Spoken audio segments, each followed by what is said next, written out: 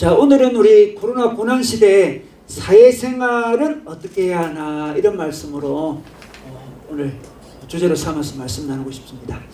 우리 지난주에 우리 정부에서 이 코로나 방역 차원에서 교회에서 정규 모임 외에 소로를 하지 말라 이런 명령이 내려졌고 어기면 과태료를 300만 원 부과하겠다 이렇게 했습니다. 그래서 지금 기독교계가 크게 반발하고 있어요. 크게 반발하고 있는데 여러분 우리는 그리스도인이지만 또 하나의 시민이잖아요. 그죠? 우리는 사회인입니다. 그리스도인이면서 사회인이고 시민이죠. 우리 시민이 정부와의 관계는 어떻게 해야 될까요? 정부의 관계는 어떻게 해야 될까요? 정부의 명령에 우리는 어떻게 대해야 될까요? 우리 오늘 설교 제목은 제가 한 달 전에 이렇게 미리 만든 건데 정부에서 어떻게 알고 그 명령을 내리시는 바람에 이 주제를 소그룹을 하지 말고 명령 내린 바람에 실제적으로 적용할 기회를 이제 가지게 되었습니다. 참 놀라워요. 이거 참 놀라웠습니다. 지난주에 내렸으면 약간 혼란이 있었을 뻔했는데 딱 이번 주 주제에 맞게 정부에서 도와주셔가지고 너무 감사한 것 같습니다. 그리고 우리가 시민으로 이 사회를 살아가고 있지만 또 시민뿐만 아니고 우리 대부분은 직장인으로 또 직장인 사인으로 이 세상을 살아가고 있습니다. 직장생활에 많은 어려움도 겪고 특히 직장 상사가 어떤 명령을 할 때가 있잖아요. 그때 우리는 어떻게 대응해야 될까요? 어떻게 반응해야 될까요? 오늘 정부의 명령에 대한 반응 그리고 직장 상사의 명령에 대한 반응 그 부분을 가지고 우리 성경 말씀에서 어떻게 말씀하시는지 두고 우리 하나님 음성 듣도록 하겠습니다. 네, 오늘 말씀 읽어주시겠습니다. 사랑하는 자들아, 거류민과 나그네 같은 너희를 권하노니 영혼을 거슬러 싸우는 육체의 정욕을 제어하라. 너희가 이방인 중에서 행실을 선하게 가져 너희를 악행한다고 비방하는 자들로 하여금 너희 선한 일을 보고 오시는 날에 하나님께 영광을 돌리게 하려 함이라. 인간의 모든 제도를 주를 위하여 순종하되 혹은 위에 있는 왕이나 혹은 그가 악행하는 자를 징벌하고 선행하는 자를 포상하기 위하여 보낸 총독에게 하라. 곧 선행으로 어리석은 사람들의 무식한 말을 막으시는 것이라. 너희는 자유가 있으나 그 자유로 악을 가리는 데 쓰지 말고 오직 하나님의 종과 같이 하라. 무사람을 공경하며 형제를 사랑하며 하나님을 두려워하며 왕을 존대하라. 사환들아, 범사에 두려워함으로 주인들에게 순종하되 선하고 관용하는 자들에게만 아니라 또한 까다로운 자들에게도 그리하라. 부당하게 고난을 받아도 하나님을 생각함으로 슬픔을 참으면 이는 아름다우나 죄가 있어 매를 맞고 참으면 무슨 칭찬이 있으리요. 그러나 선을 행함으로 고난을 받고 참으면 이는 하나님 앞에 아름다우니라. 이를 위하여 너희가 부르심을 받았으니 그리스도도 너희를 위하여 고난을 받으사 너희에게 본을 끼쳐 그 자취를 따라오게 하려 하셨느니라.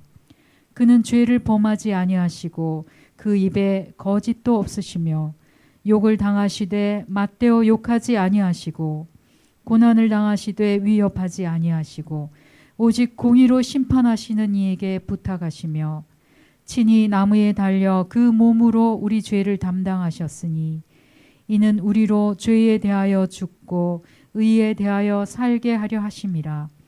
그가 채찍에 맞음으로 너희는 나음을 얻었나니 너희가 전에는 양과 같이 길을 잃었더니 이제는 너희 영혼의 목자와 감독 되신 이에게 돌아왔느니라. 아멘. 네, 우리는 사회를 살아가고 있습니다. 우리 사회인으로 사회를 살아갈 때 먼저 우리는 우리의 정체성을 먼저 확인할 필요가 있습니다. 우리의 정체성은 무엇일까요? 우리 16절 말씀해 보겠습니다. 자, 16절 말씀해 보니까 너희는 자유가 있으나 그 자유로 악을 가리는 데 쓰지 말고 오직 하나님의 종과 같이 하라 이렇게 말씀하고 있습니다. 우리의 정체성은 자유인입니다. 자유인. 우리는 자유를 얻다고 이야기하고 있습니다. 그런데 자유인이면서 동시에 어떻게 이야기합니까? 종이라고 이야기합니다. 저는 이것을 자유로운 종이라고 표현하고 싶어요. 우리는 자유로운 종입니다. 먼저 자유를 가졌습니다. 여러분, 우리는 이제 그 누구도 우리의 영혼을, 우리의 존재를 억누를 수 없는 자유를 가진 존재예요. 여러분, 이 편지를 받아보는 많은 사람들이 사실은 노예들이 많았습니다. 자기들이 노예라고 생각했는데 성경에서 너희들이 자유인이라 이렇게 말씀하고 있습니다. 우리 마태복음 10장 28절 말씀 볼까요? 네, 우리 설교안에 나와 있습니다. 몸은 죽여도 영혼은 능히 죽이지 못하는 자들을 두려워하지 말고 오직 몸과 영혼을 능히 지옥에 멸하실 수 있는 이를 두려워하라, 이렇게 이야기합니다. 그 당시에는 로마 황제가 굉장히 두려웠습니다. 이제 어떻습니까? 로마 황제를 두려워할 필요가 없는 존재가 된 거예요. 왜? 로마 황제는 우리의 몸은 죽일 수 있어도 우리의 영혼은 능히 죽일 수가 없습니다. 그래서 그 어떤 세상의 권세도 우리를 억누를 수가 없어요. 우리는 존재론적인 자유를 가졌어요. 우리가 하나님을 믿을 때 우리는 자유인이 됩니다. 지금 로마 시대에 있는 많은 노예들은 전쟁에 져서 포로가 됐거든요. 포로가 되면 이제 노예가 되는 거예요. 자, 노예가 됩니다. 노예가 된 이들이 우리 하나님을 만난 그 이후로 존재론적인 자유를 얻게 된 거예요. 그게 자유인입니다. 우리는 이제 권력자들이 무서워서 순종하는 게 아니에요. 권력자들이 두려워서 우리가 복종하는 게 아니에요. 우리는 그들에게 복종할 필요가 없습니다. 우리는 자유인이 되었습니다. 그들이 우리에게 위협을 해봤자 우리 목숨밖에 더 하겠습니까? 그래서 우리는 굉장히 자유를 누립니다. 자유를 누리고 있습니다. 그런데 우리 동시에 우리는 하나님의 종이라고 이야기합니다. 자, 우리는 자유인이면서 종입니다. 이 말씀은 우리가 하나님의 종이니까 이제 하나님 말씀만 듣고 다른 사람 말은 안 들어야지, 이런 의미가 아니에요. 어떤 의미일까요? 하나님의 종과 같이 하라 했을 때는 하나님이 우리가 하나님을 순종할 때는 하나님 어떤 제도를 만들어 주셨어요. 권위를 만들어 주셨습니다. 권위에 순종하는 것으로 하나님께 순종하는 하나님께서 어떤 이게 어떤 제도를 만들어 주신 거죠. 그래서 예를 들어서 정부가 있죠. 정부 있죠. 국가의 정부가 있지 않습니까? 예를 들어 교육계에 가도 권위가 있죠. 또 가정에 가도 권위가 있습니다. 교회도 권위가 있습니다. 다 권위자들이 있어요. 근데 권위자들에게 순종하는 것으로 하나님께 순종하도록 하나님께 만들어 주셨습니다. 참 놀랍죠. 참 이렇게 모순되는 이야기 같지만 놀라운 하나님의 그 안에 하나님 비밀이 있습니다. 우리는 굉장히 자유인인데 하나님께만 순종하면 되는데 하나님이 또 제도를 만들어 주셨습니다. 제도에 순종하는 것이 하나님께 순종하는 것이다. 하나님께 이렇게 말씀하고 있습니다. 자, 우리 13절에 볼까요? 자, 13절에 보니까 인간의 모든 제도를 주를 위하여 순종하되, 이렇게 이야기했습니다. 여러분, 인간의 모든 제도를 순종해야 됩니다. 두려워서 순종하는 게 아닙니다. 주를 위하여 순종합니다. 하나님이 그런 제도를 만들어 주셨기 때문에 그렇습니다. 위에 있는 왕이 있습니까? 자, 왕이 있던 왕에게도 순종하라 이야기하고 있습니다. 또 어떤 사람이 있을까요? 14절 끝에 보니까 총독에게 하라. 총독, 이 왕이 파송한 총독들이 있지 않습니까? 총독에게도 순종하라고 이야기하고 있습니다. 하나님은 이런 권위를 통해서 세상을 다스리거든요. 자, 14절에 볼까요? 14절에 보면 혹은 그가 악행하는 자를 징벌하고 선행하는 자를 포성하기 위하여 보낸 총독에게 하라, 이렇게 이야기하고 있는데, 이런 권위를 만들어 주신 이유는 악행하는 자를 징벌하고 선행하는 자를 포성하기 위한 하나님의 제도라는 거죠. 하나님의 제도입니다. 그러므로 우리는 하나님께 순종한다 할 때 위에 있는 권세에게 순종할 필요가 있습니다. 자, 국가에 순종할 필요가 있고요. 직장에서도 직장 상사에게 순종해야 되고, 가정에서도 가장에게 순종해야 되고, 교회에서도 지도자에게 순종해야 되는 거죠. 하나님이 그런 권위를 두셔가지고 순종함으로 하나님께 순종하는, 그렇게 만들어 주신 거예요. 여러분, 우리 교통경찰한테 순종하잖아요. 서라고 하면 서잖아요. 교통경찰이 무섭습니까, 여러분? 저는 요즘에 교통경찰들 보면 귀여워요. 우리 애 같아요. 귀엽다니까요. 그런데 왜 제가 그에게 순종하겠습니까? 그 뒤에 있는 공권력을 우리가 인정하기 때문에 순종하지 않습니까? 우리 눈에 보이는 인간들이 좀 부족할지라도 그들에게 순종하는 이유는 그 뒤에 하나님이 계시기에 순종합니다. 그런데 있잖아요. 이 권위를 우리가 순종해야 되는데, 권위주의는 권위의 왜곡입니다. 권위주의라는 것은 권위가 있잖아요. 그 권위가 하나님 위치까지 올라간 거예요. 하나님이 뒤에 계신데 하나님을 제끼고 자기가 올라간 거죠. 그게 바로 권위주의입니다. 그래서 우리 권위주의는 우리는 따르지 않습니다. 우리나라도 사실 권위주의 시대가 있었다가 지금은 이제 권위주의 시대가 지나가고 있는 상황인데, 지금 권위주의 시대가 지나가는 데 있잖아요. 근데 권위 자체가 무시되는 시대를 접한 것 같아요, 지금은. 권위가 잘 없어요. 우리에게는 권위가 없습니다, 지금. 권위가 없으면 어떻게 될까요? 삶 자체가 혼란에 빠지게 되어 있습니다. 권위주의도 잘못된 것이고 탈권위도 잘못된 거예요. 두 가지 다 하나님의 권위를 인정하지 않는 모습이라 할 수 있습니다. 여러분 사회학자 중에서 에밀 듀르갱이라는 사람이 있어요. 프랑스 사람인데 이 사람이 자살론이라는 아주 유명한 책을 적었는데 그 사람이 이런 이야기를 해요.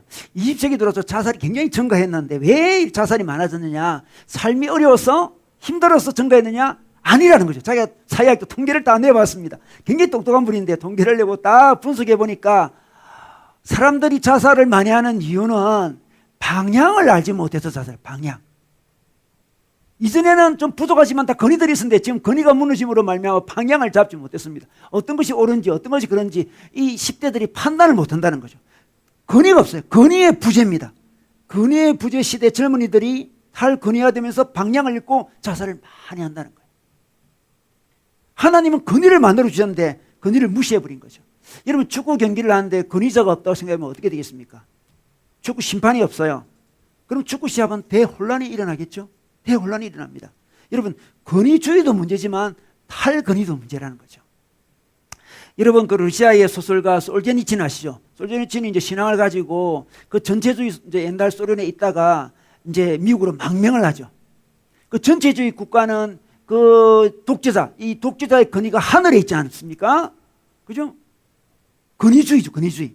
그 건의주의, 잘못된 건의에서 망명을 해서 미국에 오니까 놀라운 일이 생겼는데 미국 사람들 가만히 보니까 있잖아요. 한 사람이 건의는 없는데 모두 다 건의자래요. 모두 다. 개인들이 다 건의자. 자기 마음대로요. 다들. 아니 구소련은 한 독재자가 하나님 역할을 하는데 이 자본주의 서구 사회에 오니까 모든 개인이 건의를 다 인정하지 않고 자기가 건의자가 되었다는 거죠. 탈건의죠. 이것도 문제예요. 여러분 간통이 죄입니까? 죄가 아닙니까? 이게 물어볼 수 있잖아요. 간통이. 그러면 우리나라도 지금 간통이 죄가 아니게 됐잖아요. 지금 간통이 죄가 아니게 되었습니다. 최근에 신문에 보니까 자기 부인이 이제 어떤 남자랑 간통을 저지르게 되었는데 그 자기 집에서 간통을 저질렀어요. 그런데 간통죄가 없으니까 고발할 수 없으니까 주거 침입죄로 고발하더라고요. 이 남자가 우리 집에 주거를 침입했다. 그죠? 간통죄가 죄가 아니니까. 서구 사회는 간통죄가 죄가 아니게 됐습니다. 왜? 개인 행복권이 더 우선되니까. 그 건의가 없는 거예요. 아, 나의 행복을 위해서 내가 간통하는 게 뭐가 잘못이냐 해가지고 투표를 해가지고 있잖아요. 여론을 조성해가지고 이제 제가 아닌 걸 통과돼 버린 거예요. 건의주의도 문제고 각 개인이 하나님과 같은 건의를 가지는 것도 문제예요. 자, 우리는 어떻습니까? 우리는 자유로운 종입니다. 우리는 자유인이에요. 자유인. 우리는 복종하지 않고 굴종하지 않습니다. 그러나 우리는 건의를 인정합니다. 왜? 그 건의 위에 하나님이 계시니까. 건의를 인정하는 거죠. 건의를 존중하지만 절대화하지 않습니다. 그 위에 하나님이 계시니까 하나님의 건의로 늘 우리가 섬기는 그 건의자들을 점검합니다. 아, 저 정치인이, 저 직장 상사가 하나님이 건의에 맞는 행동을 하는지 우리는 점검할 수가 있는 거예요. 우리 더 큰 건의를 인정하니까. 그래서 만약 우리가 전체주의 사회를 살아간다면 독재 정권이나 공산 정권에서 살아간다면 우리는 그들에게 온전히 순종하지 않습니다. 그들의 눈에 보기에는 우리는 굉장히 자유로운 사람일 거예요. 그들의 명령을 다 듣지 않으니까. 하나님의 건의로 그들을 점검하고 있으니까. 그들에게는 우리는 굉장히 진보적인 사람이겠죠. 우리가 북한에 있다면 우리는 굉장히 진보적인 사람이겠죠. 그런데 서구 사회는 어떻습니까? 서구 사회는 놀라울 정도로 개인화되어 있습니다. 개인들이 다 건의를 갖고 있습니다. 그때 우리는 어떤 모습을 취해야 될까? 우리는 굉장히 보수적인 사람이 되겠죠. 우리는 절대적인 건의가 있다고 주장하니까. 전체주의 사회에서는 당신이 절대적인 건의가 아니라고 이렇게 반발하는 거고, 이 서구 사회, 지금 우리나라 사회도 그렇죠. 개인주의가 발달된 이 사회는 아니다, 자기 개인이 건의를 발휘할 수가 없다. 우리 위에 절대적인 건의가 있다는 걸 주장하기 때문에 우리는 어떻습니까? 굉장히 보수적인 사람이 되는 거예요. 절대적인 도덕 기준을 우리가 이야기합니다. 성적인 부분은 대표적인 성적인 부분에 부부 외에 성적인 관계를 나누는 것이 우리는 절대로 반대라는 거죠. 그럼 사람들이 이거 굉장히 보수적이다 그래요. 요즘에 그런 게 어딨냐. 간통도 죄가 아닌데. 우리는 굉장히 절대적으로 보수적인 모습을 보여줍니다. 그래서 우리는 이 진보주의도 아니고 보수주의도 아니에요. 사람들은 자꾸만 정체적인 카테고리를 갖고 우리를 자기 카테고리에 넣고 싶어 하죠. 진보주의, 보수주의 넣고 싶어 하잖아요. 우리는 보수주의도 아니고 진보주의도 아니고 전체주의 사회에서는 굉장히 진보주의고 개인주의 사회에서는 굉장히 보수주의예요. 이슈마다 달라지는 거죠. 여러분 진영 논리에 빠져서 한쪽을 주장하는 것은 뭡니까? 하나님의 건의보다 사람의 건의를 높이는 거예요. 그게 바로 불신앙이에요. 우리가 어떤 진흙머리를 빠져가지고 무조건 어떤 권위를 좋아하거나 어떤 사람의 권위를 좋아하거나 전혀 비판 없이 좋아하거나 모든 권위를 인정하지 않고 자기가 권위자가 되어서 마음껏 행동하거나 이 둘 다 하나님 앞에 심각한 죄를 범하는 거예요. 우리는 자유인입니다. 하나님 우리에게 자유를 주셨습니다. 그 어떤 인간도 두렵지 않습니다. 그들이 우리를 죽이기까지 뭐 그밖에 더 하겠어요? 우리는 아무도 두려워하지 않습니다. 우리는 권위에 반항하지 않습니다. 권위에 순종합니다. 자유인인데도 자유를 가지고 권위에 순종합니다. 하나님 때문에 순종하는 거죠. 하나님 이런 제도를 만들었기 때문에 그 당사자들이 좀 부족하기도 하고 좀 잘못된 부분이 있을지라도 순종하려고 노력합니다. 그렇다면 구체적으로 우리에게 국가라는 것이 국가라는 권위가 있죠. 국가 지도자가 있습니다. 국가 안에서 우리는 시민으로서 사회생활을 하고 있죠. 자, 이때 우리는 우리 정체성을 우리가 먼저 점검해야 됩니다. 우리는 자유로운 종입니다. 자유로운 종이면서 시민이에요, 지금. 정부에 어떻게 순종해야 될까요? 여러분, 오늘 말씀의 배경은 로마 시대지 않습니까? 로마 시대. 왕정입니다, 왕정. 왕정입니다. 왕정이에요. 자, 왕정입니다. 하나님은 그 왕정도 인정하십니다. 이 우리나라처럼 이렇게 어떤 제도, 선거를 통해서 민주적인 제도를 통해서 이게 지도자를 뽑는 그것도 인정하시고요. 로마 시대 왕정이 있는 것도 하나님 인정하세요. 시대에 따라 이게 정치가 발전할 수 있거든요. 하나님 인정하십니다. 자, 지금은 왕이 있는 나라는 별로 없죠. 왕이 뭐 영국에 왕이 있다 해도 왕이 뭐 크게 통치하지 않지 않습니까? 우리 대부분은 지금 선거를 통해 정치 지도자를 뽑습니다. 자, 뽑습니다. 근데 왕정일 때 있잖아요. 하나님이 순종하라 했습니다. 이때 왕이 누굴까요, 지금?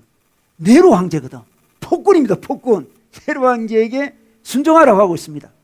자, 지금 우리는 왕정 시대처럼 우리 대통령에게 그렇게 순종할 필요는 없어요. 왜냐 그렇습니까? 우리는 지금 시대가 바뀌었고 제도가 바뀌었습니다. 대통령이란 임기가 있습니다. 임기 동안 순종하는 거예요. 임기 끝나면 순종하지 않습니다. 그리고 우리는 법치 국가잖아요. 그죠?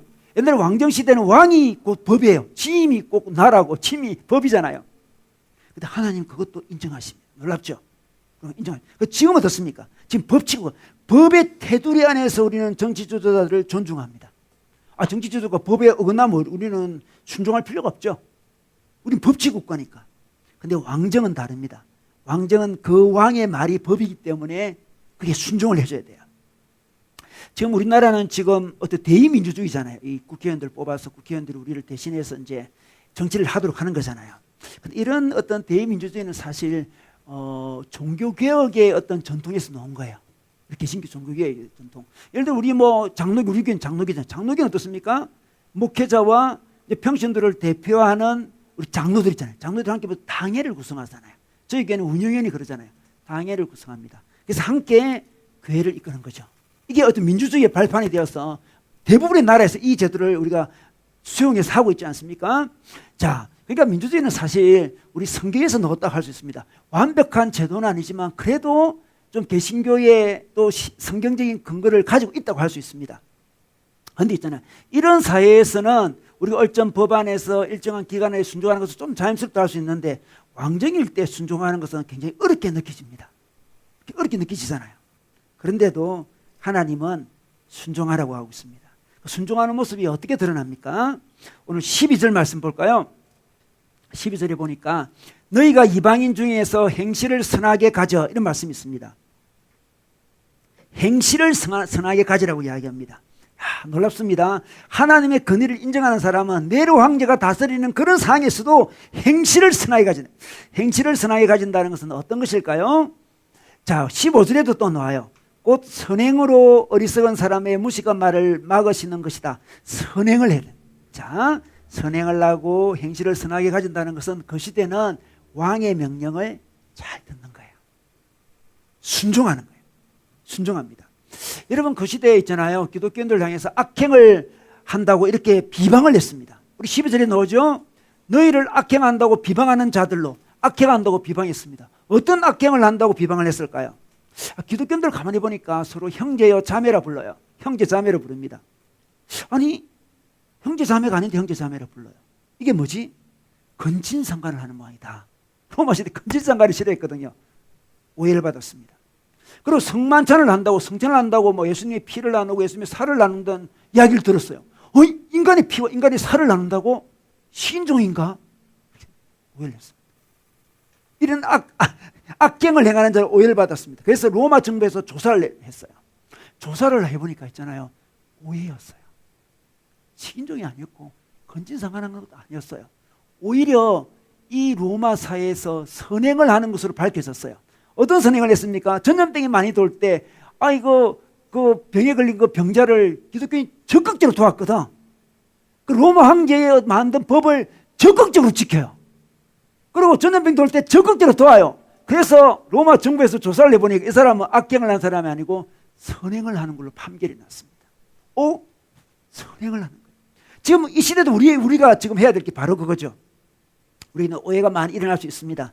오해가 많이 일어날 수 있습니다. 이때 우리는 선행함으로 우리가 법을 다른 하나님 모르는 사람보다 더 나라의 법을 잘 지키는 모습으로 전염병이 돌 때 더 잘 도와주는 모습으로 우리는 그들에게 선행을 보여줘야 된다. 그것이 이기는 길이에요. 여러분, 우리 기독교인들이 집단 이기적인 모습을 보였으면 안 돼요. 오해를 받더라도 있잖아요. 저 집단 이기주의 아닌가 이런 느낌을 주면 안 돼요. 선행을 해야 됩니다. 희생하고 순종할 필요가 있습니다. 지금 정부에서 속으로 금지 명령을 내렸잖아요. 우리 기독교는 지금 크게 당하고 있잖아요. 분노도 막 일어나고 있어요. 물론 우리 교회를 통해서 확진자가 생긴 거는 맞아요. 사실이지 않습니까? 이럴 때 우리는 깊이 사과하고 정부에 사과를 해야 돼요. 사과하고 좀 더 방역에 더 적극적인 자세를 취할 필요가 있는 거죠. 그런데 정부에서 과도하게 우리 교회에 책임을 돌리는 경향이 있잖아요. 교회를 꼭 집어가지고 정규 예배를 제외하고 모든 소그룹을 금하라. 안 그러면 과태료를 부과하겠다. 이렇게 이야기했잖아요. 그래서 정규 예배랑 도대체 뭔가요? 정규 예배가. 정규 예배요. 그래서 제가 아는 목사님이 국무총리실에 전화를 했어요. 정규 예배의 범위가 어디까지입니까? 정규 예배. 수요일도 정규 예배고요. 금요철화도 정규 예배고 새벽기도도 정규 예배고 뭐 다 정규 예배인데 뭐 정규 예배 어디입니까? 그 전화 받은 그 사람 담당자가 애매하네요. 잘 모르겠어요. 잘 모르겠대 자기들도. 잘 모르는 상태에서 막 만드는 거예요 이게. 잘 모르는 상태에서.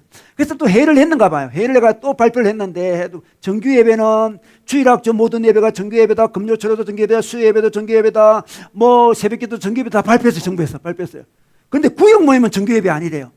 구역 모임도 정규적으로 드립니다 여러분. 아시죠? 금요일마다 정규적으로 드리고 우리 같은 교회는 구역 모임을 가정교회로 정규적으로 드리는 거예요. 몰라서 그런 건 몰라서 그냥 좀 더 알아보고 이렇게 발표했으면 더 좋았을 텐데 안타깝긴 해요. 또 이렇게 뭐 식사는 안 된다 이렇게 식사가 안 된다. 식사를 금했습니다. 식사를 금했어요. 식사를 교회 식사는 그럼 다른 식사는 다 하잖아요 지금. 그럼 식사를 금하려면 2m 떨어져서 식사를 해라 이렇게 명령을 내리면 돼요. 그 모두 다 정해. 우리 교회도 2m 떨어지고 다 떨어지면 하면 되는데 교회는 식사 안 된다 이렇게 하니까 이게 뭐 특정 집단인가 특정 장소가 위험한 곳이다 이렇게 인상을 주잖아요. 종교 탄압이라는 느낌이 오는 거죠. 그래가지고 이 종교 탄압 아니냐고 지금 반발이 크게 일어나고 있습니다. 여러분, 우리나라는 민주주의 나라잖아요. 왕정이 아니잖아요. 왕정이 아니기 때문에 정당한 이렇게 어떤 컴플레인을 할 수 있죠. 항의를 할 수 있습니다. 근데 지금 있잖아요. 정부에 항의해가지고 청와대 청원 게시판에 막 지금 몇십만이 올리고 있지 않습니까? 여러분, 이 모습은 별로 좋지가 않아요. 정부와 싸울 일이 아니에요, 여러분. 정부 정책에 순종하지 않는다는 오해를 받을 가능성이 굉장히 많아요, 지금. 덕보다 실이 많습니다. 그 게시판에 수가 올라갈수록 일반 사람들이 있잖아요. 와, 잘한다 이렇게 생각하지 않고 오해를 합니다. 이게 너무 안타까워요. 오해를 합니다. 오해를. 집단 이기주의다. 이렇게. 너희들 교회에서 그런 일이 생긴 건 사실이잖아. 팩트잖아. 이렇게 정부의 청원 게시판을 통해서 올리면 우리가 덕보다 실이 많아요. 우리는 기본적으로 있잖아요. 정부에 순종해주는 자세를 취해야 돼요. 좀 알아보고 했으면 좋았을 거예요. 좀 준비를 잘했으면 좋아요. 아쉬움이 많죠. 오해를 불리게 뭐 밥을 먹지 마 이런 거 오히려 안타깝지만 그래도 교회라는 곳은 하나님 믿는 사람이 기본적으로 건의에 순종해주는 자세가 필요해요. 저 친구가 전화 왔더라고요. 토요일 설교 준비해서 전화 왔더라고. 이 정부 발표가 교회를 핍박하는 거다 하면서 막 이렇게 이야기 왔어요. 그래 우리가 뭐 정부 관계자들이 마음에 들어가 본 적이 없어서 잘 모르겠으나 제가 그랬어요. 순종해 주자 이때. 우리가 희생하는 위치에 있는 사람 아니냐. 잘못하면 우리가 이 청원 게시판에 막 이러면 전도 인물이 더 막힐 수도 있다. 요즘은 다 사람들은 교회가 정부 시책을 따르지 않아 가지고 이런 전염병이 확산됐다고 다 생각하고 있다 지금. 우리는 오해라고 생각하지만 뭐 대타를 뽑고 뭐 이렇게 싸워봐 소용도 없어요. 그냥 그렇게 느끼는 거예요 지금. 왜냐면 이때 우리가 손해 봐주는 자세가 필요하다. 저희 가정교회에서 이제 모임할 때마다 김밥을 사 먹는 곳이 있어요. 김밥 사러 우연히 이제 제가 오랜만에 김밥집에 갔는데 오랜만에 만났잖아요. 아, 이리라도 자주 봐야 되는데 하면서. 그래서 제가 잘 김밥집 못 온 걸 알고 있더라고요. 방역을 열심히 하는 교회이기 때문에 우리 자기 집에 안 왔다고 생각하더라고요. 그래서 훌륭한 교회라 그러더라고요. 김밥 안 사러 온 게 훌륭한 교회예요. 자기는 손해인데 김밥 안 사러 온 게 훌륭한 교회래. 그래서 그들의 마음속에 어떤 분노가 있는 걸 봤어요. 교회가 보통 교회가 방역을 잘못해서 또 우리 동네에 어떤 이름을 말할 수 없는 어떤 교회가 그랬잖아요. 그러니까 이 마음의 상처가 있는 거예요. 그래서 정부의 의견을 개진할 때는 청원 게시판에 가지 말고요. 교회 대표자들이 조용히 정부 관계자를 찾아가서 사실 정규예배라는 것은 이런 교회는 이런 게 있으니까 이해를 해달라 이렇게 이야기를 해 설득을 해야 돼요. 설득을 해야 됩니다. 우리는 기본적으로 순종하는 모습을 보여줘야 돼요. 좀 억울하기도 하고 부당하기도 하고 그럼에도 불구하고 우리에게 뭐 신앙생활을 하지 마라, 모든 예배를 그만하라 이러지는 않았지 않습니까 지금? 그러지는 않았죠. 예배의 어떤 형태를 이야기하고 있잖아요. 그래서 우리가 당분간은 이 소그룹이라고 오해될 만한 것은 안 하는 게 좋아요.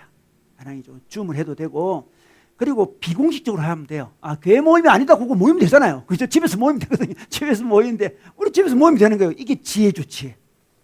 우리가 외부에서도 모일 수 있잖아요. 모일 수 있습니다. 우리가 더 철저히 방역한다는 모습을 보여주고, 희생하는 모습을 보여주면서 정부와 대치를 하지 않는 게 사회생활을 잘하는 거예요. 사실 잘하는 겁니다. 또 지금 우리가 있잖아요. 정부에 강하게 반발하고 분노하는 형제 자매들을 이해를 해줘야 돼요. 저는 그거 다 이해가 돼요. 왜 그런지 다 이해가 되지 않습니까?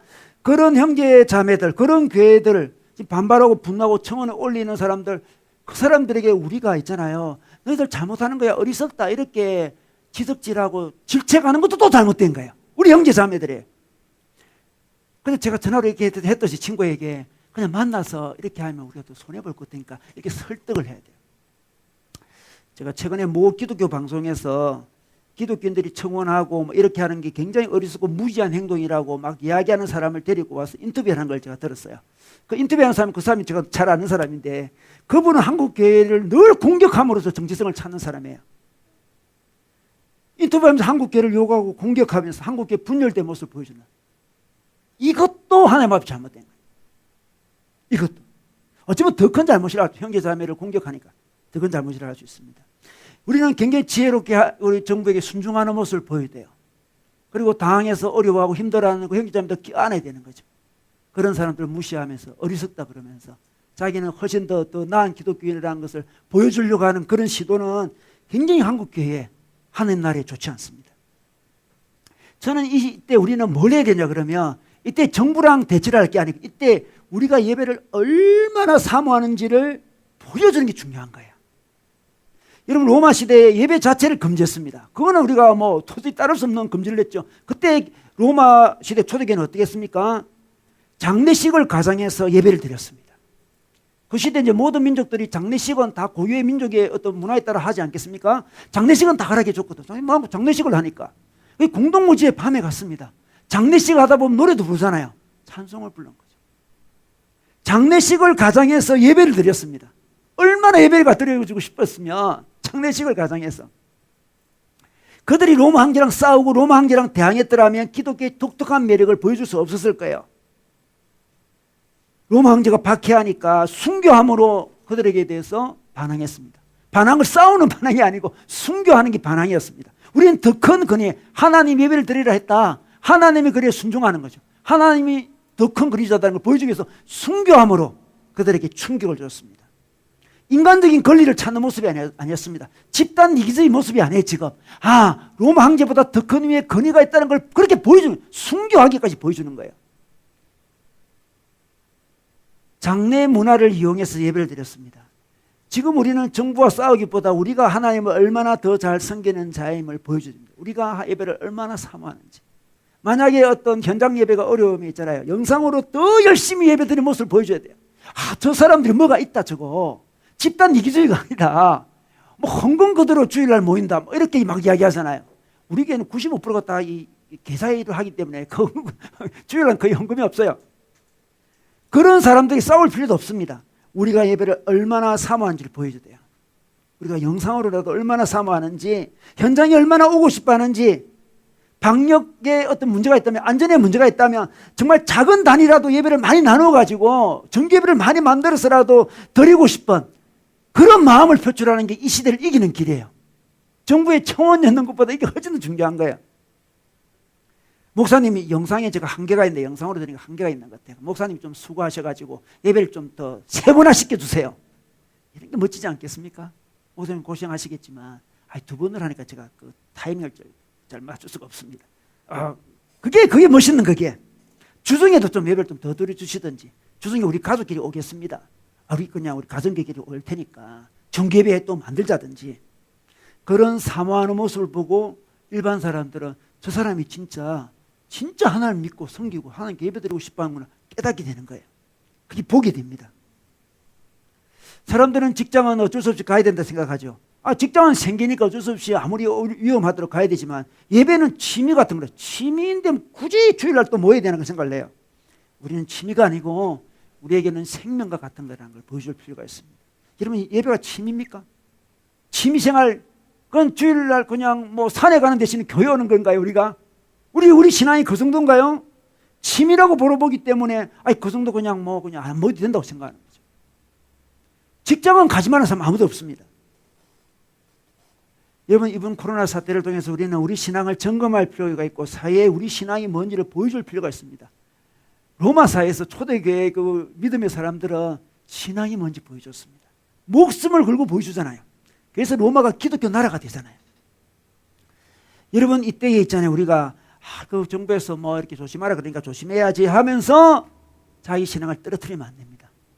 그냥 영상으로 대충 드려도 되네 하면서 어설프게 예배를 드리거나 영상 그냥 시간 있으면 드리지, 이런 식으로 만약에 떨어진다면 그게 바로 당하는 거예요.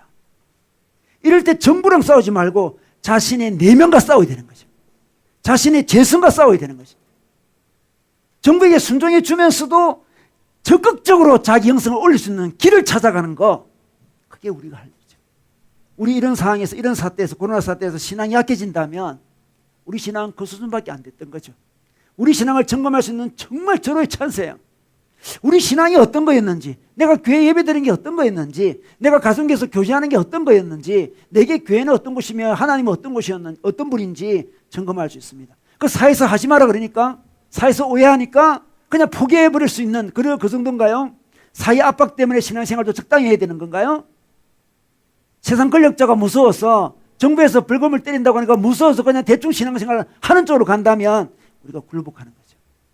우리는 지혜롭게 그들에게 순종합니다. 그러나 우리는 더 큰 하나님의 권위에 순종합니다. 더 열심히 예배드리고요, 더 열심히 큐티하고요, 더 열심히 지혜롭게 형제자매를 만나고요, 영상으로 만날 수 있지 않습니까? 제가 이 카톡으로 영상 통화하니 그것도 참 재밌더라고요. 보니까 카톡으로 특히 또 애기 낳은 우리 가족들이 있잖아요. 애기 얼굴 보고 싶다 그러면 카톡으로 연락해서 애기 얼굴 보여줘요. 그죠? 애기한테 접근할 수 있는데 아주 효과 있었어요. 아주 좋았어요. 이때 지혜를 짜내는 거죠. 우리를 봅니다. 정부 시책에 정말 잘 따라주면서 순종해주면서, 그러면서도 우리의 신앙을 마음껏 드러내는 그 순종, 그 지혜를 우린 지금 기독교인의 사회 생활의 모습으로 보여줄 필요가 있습니다. 자, 더 나아가서 정부의 관계도 있지만 우리 대부분은 또 직장에서 생활을 보내지 않습니까? 우리 직장에서 어떻게 생활해야 될까요? 어떻게 생활해야 될까요? 우리 18절로 가보겠습니다. 우리 18절에 가니까 사람들아 범사에 두려움으로 주인에게 순종하되, 아니 사람들이 바로 종들인데, 노예들인데 주인에게 순종하래요. 여러분, 그 노예들은 지금 순종하고 있어요. 기분 좋게 순종하는 건 아니고요, 그냥 노예니까 하소시 순종하는 거예요. 저희는 전쟁이 지서 끌려왔습니다. 지금 이 당시 노예는 그냥 인간 취급받지 못했습니다. 살아있는 도구죠. 그냥 재산입니다. 재산. 자기 부모님이 노예였다가 자기가 그냥 노예 자녀로 태어나서 노예가 되는 사람도 있고요, 빚을 많이 져서 노예가 되는 사람도 있고, 전쟁이 져서 노예가 되고, 억울한 거예요. 지금 노예가 되었습니다. 지금 순종이란 말은 어울리지 않아요. 그냥 이건 순종할 수밖에 없는 상황이에요. 그런데 순종하라고 합니다. 참 놀랍죠. 순종하라. 그리고 이렇게 이야기합니다. 선하고 간용하는 자들에게만 아니라 또 까다로운 자들에게도 그리하라. 아니, 주인 중에 선하고 간용하는 주인도 있었거든요. 그 주인들은 노예를 해방시켜 주기도 하고 그랬어요. 그 당시 노예가 이제 어떤 품삯을 받거든요. 그 당시 노예는 품삯을 받아요. 그런데 그것을 많이 줘요. 많이 줘. 그걸 많이 품삯을 모으면 돈을 많이 내면 또 자유인이 되기도 했어요. 품삯을 많이 주는 주인도 있는 반면에 까다로운 노예 주인들이 있어요. 까다로운. 그 까다로운 주인들 순종하고 싶은 마음 들겠습니까? 안 들죠. 그런데 순종하라고 이야기합니다. 왜 순종해야 될까요? 그 사람들이 인격이 좋아서? 그렇지 않습니다. 그 뒤에 하나님이 계시거든. 하나님께 순종하는, 하나님이 그런 제도를, 그런 권위를 만들었다는 걸 인정하는 거죠.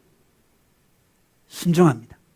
여러분, 이들은 자유를 얻었습니다. 자유인이죠, 자유. 예수 믿고 자유를 얻었습니다. 자유네. 자유를 얻는데 노예가 자유를 얻었으니까 이제 마음껏 이제 주인도 무시하고 살라 그런 말이 아니죠. 자유를 가졌는데 내 주인이 내게 뭐 그냥 목숨을 앗아가는 그 정도밖에 주인이 아니다. 내게 더 큰 주인이 있다.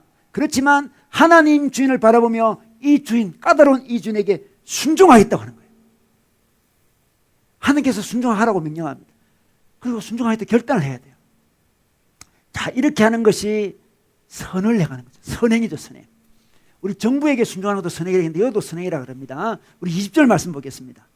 자, 제가 있어 매를 맞고 참으면 무슨 칭찬이 있으리요? 제가 있어가지고 매를 맞는 경우도 있었습니다. 그러나 선을 행함으로 고난을 받고 참으면 하나님 앞에 아름다우니라 이렇게 이야기합니다. 자, 그들의 까다롭고 그들이 어려운 일도 시키고 부당한 시킬 때 그것을 참는 것이 선이죠. 선을 행하는 거예요. 그게 하나님 앞에 아름다운 거라고 해요. 21절에 볼까요? 이를 위하여 너희가 부르심을 받았으니 그리스도 너희를 위하여 고난을 받으사 너희에게 본을 끼쳐 그 자체를 따라오게 하려 하셨느니라 이렇게 이야기합니다. 이건 참 놀라운 이야기를 합니다. 우리가 부르심을 받았대요.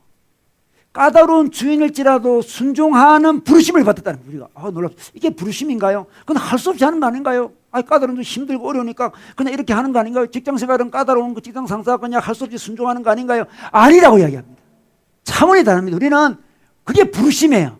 윗사람에게 순종해 주는 거. 그 사람의 권위가 하나님보다 높지만 않는다면 그 사람에게 순종하는 게 우리 부르심이에요. 더 나아가 더 듣습니까? 너희에게 본을 끼쳐 자치를 따라오게 하려 하셨느니라. 발자취를 따라오는 거예요. 누구의 발자취? 예수의 발자취를 따라오는 거예요. 내가 노예로서 주인을 순종하고 있는데 이게 그냥 뭐 노예니까 할 수 없지, 먹고 살라 그러니까 할 수 없지 하는 거고, 내가 직장 다니니까 뭐 이거 돈을 벌려면 다 이렇게 뭐 순종하고 이렇게 좀 까다롭고 힘든 직장 상사에게도 할 수 없지 뭐 시킨 대로 해야지 뭐 이게 아니라는 거죠. 이게 아니면 뭡니까? 주님의 발자취를 따라가는 거예요. 그래서 까다로운 직장 상사 자기는 무슨 명령을 냈다. 좀 힘들어요. 힘들지만 이렇게 하는 이유는 하나님의 발자취, 예수의 발자취를 따라가는 거예요. 놀랍습니다. 그리고 22절부터 말씀을 하는 이 말씀은 있잖아요. 어떤 말씀이냐 그러면 이사야 53장 말씀이에요. 이사야 53장 말씀이 어떤 말씀일까요? 이사야 53장 말씀 우리가 잘 아는 말씀인데요. 바로 예수님의 고난장입니다. 고난장. 예수님의 고난장을 인용하면서 이야기하고 있어요. 그러니까 직장에서 직장 상사에게 순종하는 것은 마치 예수님이 고난받는 것과 같은 의미다라고 말씀하십니다. 너무 놀랍지 않습니까? 자, 53장 5절 6절 한번 보겠습니다. 우리 설교안에 나옵니다. 그가 찔림은 우리의 허물 때문이요 그가 상함은 우리의 죄악 때문이라.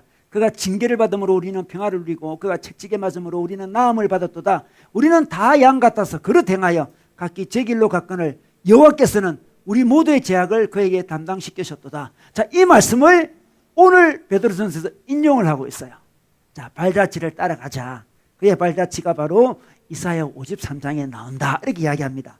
지금 있잖아요. 로마 시대의 노예들이 있잖아요. 주인 때문에 큰 고통을 받고 있어요. 지금 받고 있는데 그러다가 이제 예배드리러 왔습니다. 초대기 때는 노예들이 예배드리러 많이 왔거든요. 자, 베드로, 예수님의 수제자 베드로 사도가 편지를 보냈습니다. 그래서 누가 편지를 읽었습니다. 베드로 사도님께서 우리에게 편지를 보냈었습니다. 다 뜨고 있는데 베드로 이렇게 이야기합니다. 사람들아, 종들아, 노예들아. 그래요. 우리 이야기다. 우리를 부르네. 우리를 부르네. 두려움으로 주인에게 순종하되. 순종해래, 순종. 그 까다로운 그 주인이 순종하는 말이지. 저는 예수 믿고 자유를 얻었으니까 이제 좀 노예 해방을 시킨다든지 이렇게 할 줄 알았는데 그러지 않고 순종이라고 그래요. 아유, 또 뭐 하여튼 이 까다로운 자에게 순종하라니까 뭐 왜 그러시지? 하면서 뭐 기분이 그래요. 그런데 있잖아요. 우리 베드로 사도가 편지를 계속 써내려가는데 이게 바로 예수님의 발자취를 따라가는 거래요. 이사야 53장을 인용해. 아는 말씀이야. 여러분 어떻게 느꼈을까요? 충격을 받는 거죠. 아, 내가 까다로운 주인 때문에 고생을 좀 하지만 그래도 예수님의 고난하고 저를 비교하면 안 되죠. 아, 그 갭이 너무 큽니다. 아, 제 고난은 그 정도는 안 해요. 정말. 그런데 베드로 사도가 이사야 53장 인용하면서 너 고난은 예수의 고난이다. 이렇게 얘기합니다. 감동이. 아, 내 고난이 예수의 고난인가? 의미 있는 고난인가? 나는 먹고 살기 위해서 사는 것 같은데 우리 주님이 내 고난을 크게 봐주시는구나. 내가 예수님을 따라가는 길이라고 말하는구나. 내 고난이 진짜 가치가 있구나. 내 직장에서 정말 돈 벌고 그냥 먹고 살기 위해서 하는 것 같은데 그 정도가 아니구나 지금.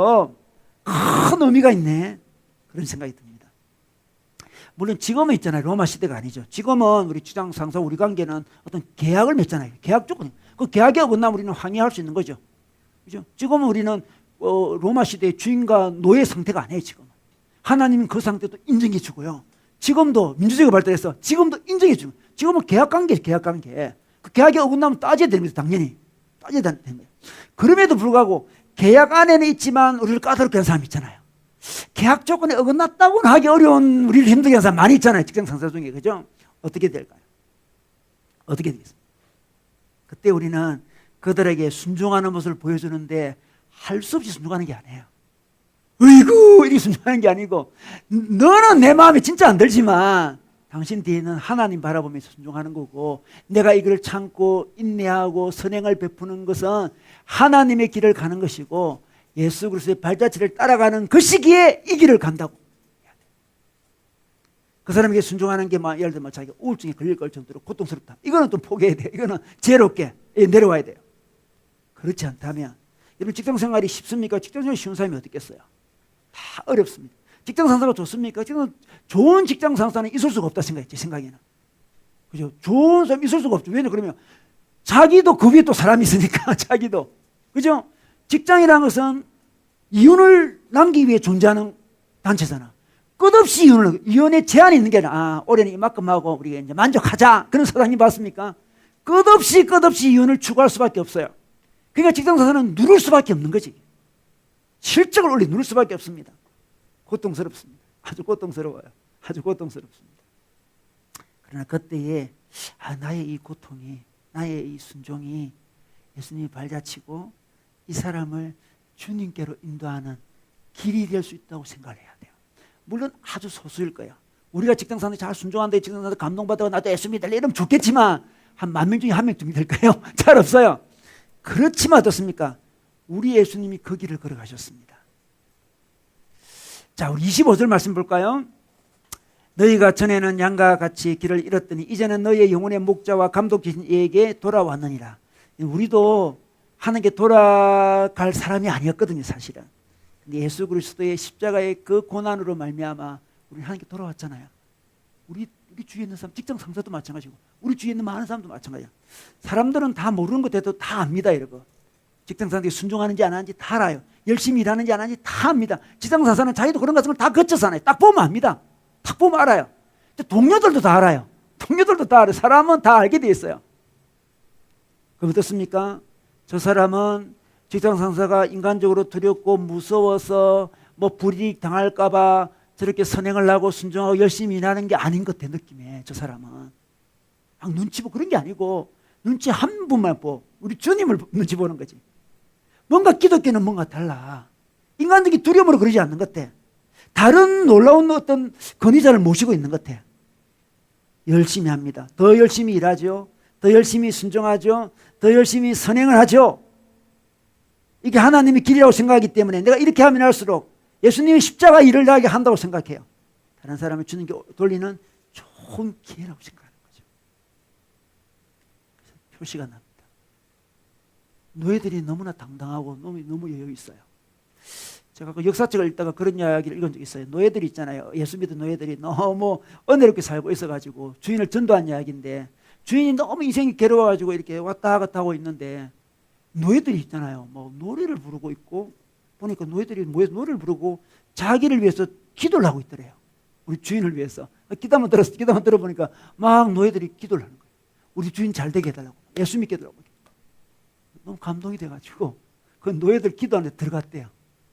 기도를 받았다. 그런 제가 역사적 글을 읽어본 적이 있습니다. 얼마나 놀랍습니까? 우리 사장님이 위해서 우리 기도하면 사장님이 우인이 들어. 우인이 들어. 우리 사장님, 우리 부장님이 들어. 충기지 않겠습니까? 너희들은 뭐가 해서 그러냐? 너희들이 뭐가 있느냐?